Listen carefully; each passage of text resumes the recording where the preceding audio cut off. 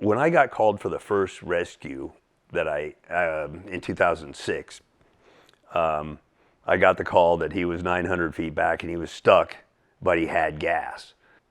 And I got back there, he was already deceased. But when I got back there, it was near zero visibility. I'm scootering, bouncing off walls and stuff.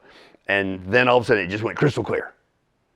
I'm like, okay, I passed him. And I looked over and I could see this stuff coming, just billowing out of the side tunnel. Like somebody was back there with a leaf blower. And I'm like, oh shit, well, he's still alive. And I got over there and I got online and I started going in and this shit's just churning. And all I heard was Bill Reneker's voice on my shoulder. I'm not dying for anybody. Panic diver's gonna kill you. And I'm like, oh shit. And then but I just kept going and I'm thinking, what can he do to me? It's a tunnel that's this tall. So worst case, we meet head to head. What's he gonna do? Rip my mask off? I can't see anyway, I don't need it. And I got a spare one in my pocket.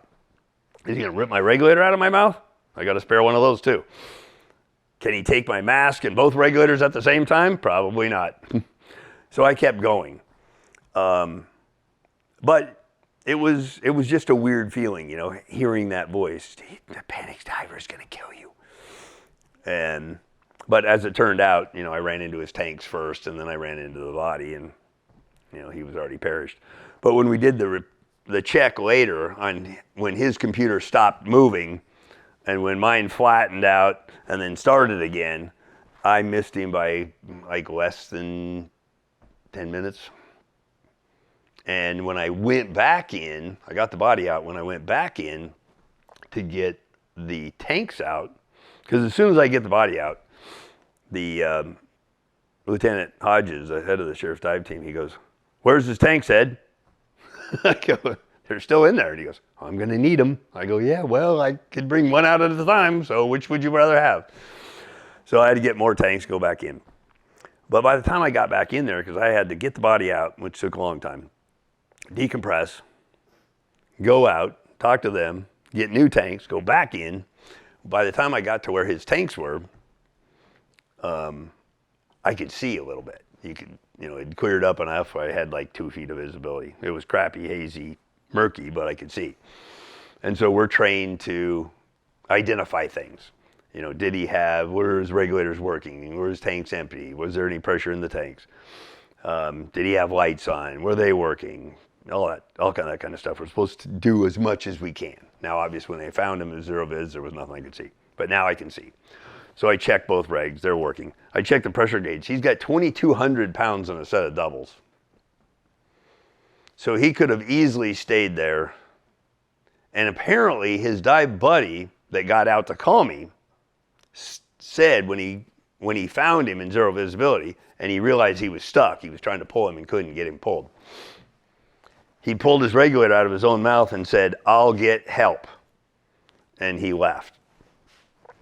And so I assumed, because I took an extra bottle in there with me with just an inflator hose on it to inflate his doubles to get them, to get them out. Because an empty set of double 104s or 108s is going to be really heavy. And obviously it turned out I didn't need them because he had a ton of gas. So he had enough gas to sit there for a couple hours. And I missed him by less than 10 minutes. So there again, panic. And the weird thing about that one is he was another one that was open water dive trained. And him and his wife lived up in somewhere in North Georgia, and they moved to Marianna because they found the springs one day. They rented a boat from us, and they went out and dove in front of the springs. Really liked it. And then I started getting cave divers coming back going, "Hey, you got to do something about those open water divers. They're going further and further in the cave." So I had several talks with Harry. I said, "Harry, you see the cave as friendly and inviting and fun and crystal clear, and it is, right up until it's not." And I said, "One of these days, when the viz goes, it's going to go like that. And it's just going to be instant lights out. And you're going to look around and it's going to seem like you're a mime. in a box, and all the walls are closing in on you. And I said, it's not any fun. Trust me, I know. And he looked at me and he got right in my face like we were going to duke it out. And he said, I've been doing this for 20 years. I've been invisibility so bad it'd make you cry. Okay. So at that point I knew, it was like talking to a wall. So back then, we weren't doing the check-in for Blue Springs Park here then. The sheriff's department was. And so you'd have to go to the sheriff's department to get a key to the gate. Well, you had to be full cave to get a key to the gate. He wasn't obviously full cave, so he couldn't get a key to the gate. So what they'd do is they'd rent a boat from me, and then they'd go dive the caves.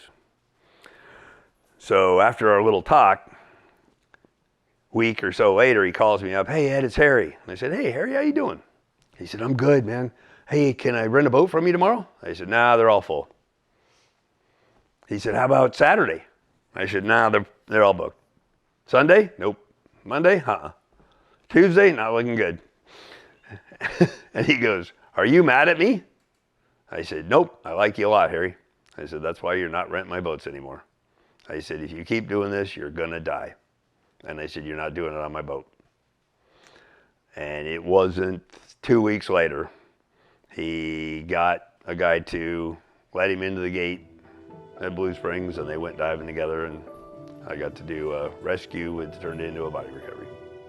So, get training, proper training, and good training.